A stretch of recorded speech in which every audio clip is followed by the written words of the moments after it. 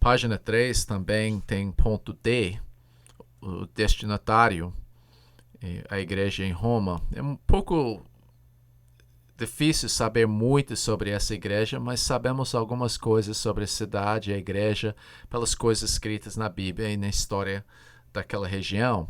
Então, é muito bom saber quem é que estava recebendo essa carta.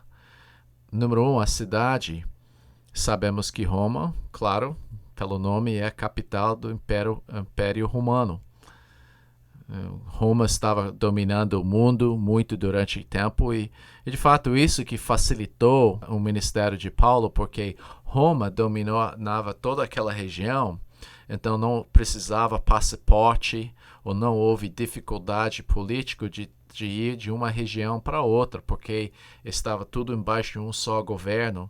E além disso, todo mundo falou grego, por causa da influência dos gregos que dominavam a região antes de Roma. Então, isso criou condições favoráveis para a espalha do Evangelho. Mas a capital desse império, na época, chamava Roma, e por isso era Império Romano. Nessa cidade, ponto B, fala que a grande contraste entre os pobres e ricos, quer dizer, a distribuição de renda foi péssimo. Houve pessoas super ricas, privilegiadas, e os pobres viveram tipo favelas naquela época. Ponto C. Havia cerca de 1 milhão de pessoas, e eu fico maravilhado quando eu paro de pensar isso, que era 1 milhão de pessoas. Nota, eles não tiveram um sistema moderno de encanação que nós temos com PVC e encanação de metal, qualquer outra coisa. Eles não tiveram um sistema de tratamento de esgoto eficaz como nós temos hoje em dia. Eles não tiveram maneiras de distribuir a comida. Nós temos caminhões chegando nas nossas cidades, levando comida e bens para as pessoas, trazendo coisas para as pessoas de vida e levando o lixo fora e trazendo a comida para dentro sempre, constantemente. Imagina, naquela época não tinha eletricidade, não teve motores, não teve encanação, esgoto, nada desse sistema, mas realmente 1 milhão de pessoas conseguiram morar nessa cidade que chamava Roma. Ponto D, houve muitos grupos étnicos. Por exemplo, hoje em dia o centro industrial do nosso país é São Paulo.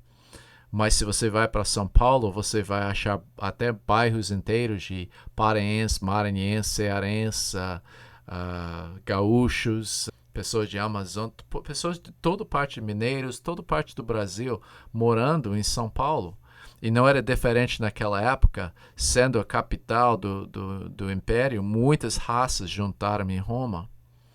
Ponto E, sabemos que os judeus foram expulsos de Roma desde o ano 49 até o ano 54 pelo imperador Cláudio, e esse que está escrito lá por causa do Crestus. Algumas pessoas acham que era por causa de Cristo. Esse Crestus era uma maneira, uma corrupção do nome Cristo, porque é semelhante da palavra para Cristo em latim. Então, foi por causa disso que Paulo encontrou com Priscila e Áquila em Corinto, porque eles tinham fugido por causa desse ordem de expulsar os judeus de Roma. Então, sabemos isso da história secular. E também é apoiado pela Bíblia, que falou sobre Áquila e Priscila em Atos capítulo 18 e 19. Ponto F, o sistema rodoviário centralizou-se em Roma.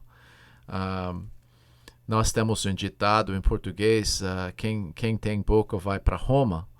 Em inglês, nós temos um ditado que era ditado da época, todas as estradas vão para Roma. Então, literalmente na época era verdade, porque se a pessoa fala, como é que eu chego em Roma? Pega aquela estrada e segue para frente até você chega em Roma. Porque eles construíram um sistema muito sofisticado de rodovias por causa do fato que eles queriam, esse sistema rodoviário era para facilitar a distribuição dos soldados, que os soldados podem ser despachados para qualquer parte do império com mais facilidade com esse sistema. Então, eu coloquei embaixo do ponto F o sistema comercial estava em Roma. Não somente era capital política, mas era capital econômica também. A população judia era mais ou menos 30 mil até 40 mil no tempo em que a carta foi escrita.